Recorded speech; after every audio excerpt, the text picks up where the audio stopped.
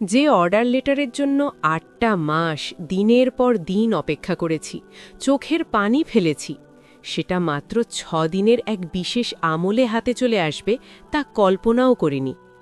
আজ আপনাদের শোনাব আমার জীবনের সেই অবিশ্বাস্য গল্প, যেখানে ইস্তেগফার আর সূরা বাকারা কিভাবে এক অসম্ভবকে সম্ভব করে তুলল। আপনিও কি কোনো বিপদে আছেন? তাহলে এই ভিডিওটি আপনার জীবনের মোড় ঘুরিয়ে দিতে পারে। আসসালামু আলাইকুম ওরহমতুল্লাহি ওবরাকাতুহু। আমরা সবাই জীবনে কোনো না কোনো সময় কঠিন পরিস্থিতির মধ্য দিয়ে যাই। তখন মনে হয় আমাদের দোয়া বোধহয় কবুল হচ্ছে না। আমিও ঠিক এমন একটি সময়ের মধ্য দিয়ে যাচ্ছিলাম। আজ থেকে কয়েক মাস আগে আমি একটি বিশেষ আমল শুরু করি, যার ফলাফল আমি মাত্র ৬ দিনেই হাতে নাতে পেয়েছি। আমি প্রতিদিন নিয়মিত ইস্তেগফার পড়া শুরু করি। শুরুতে খুব বেশি পারতাম না, ১০০ থেকে ৫০০ বার পড়তাম, কিন্তু ধীরে ধীরে আল্লাহর প্রতি মহব্বত বাড়তে লাগল।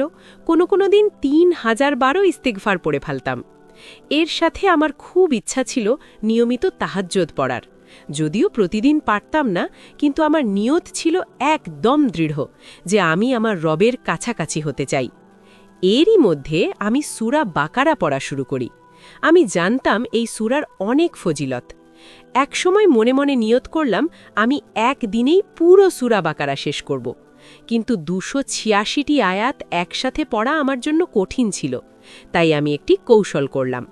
পুরো সূরাটিকে ৩ ভাগে ভাগ করে নিয়ে প্রতিদিন পড়া শুরু করলাম। বিশ্বাস করুন, এভাবে সূরা বাকারার আমল শুরু করার মাত্র ৬ দিন পার হয়েছে, হঠাৎ এমন কিছু ঘটল যা আমাদের কল্পনার বাইরে ছিল। আমি আর আমার স্বামী একটি অর্ডার লেটারের জন্য গত ৮ মাস ধরে অপেক্ষা করছিলাম।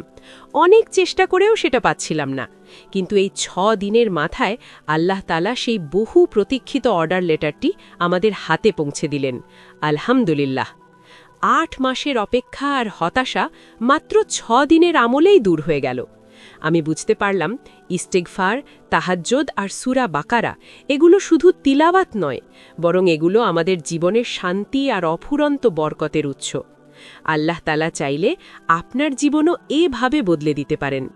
আপনারাও যদি কোনো অপূর্ণ আশা নিয়ে থাকেন, তবে আল্লাহর ওপর ভরসা রাখুন, কুরআনকে আঁকড়ে ধরুন। ইনশাআল্লাহ আল্লাহ আপনাকেও নিরাশ করবেন না।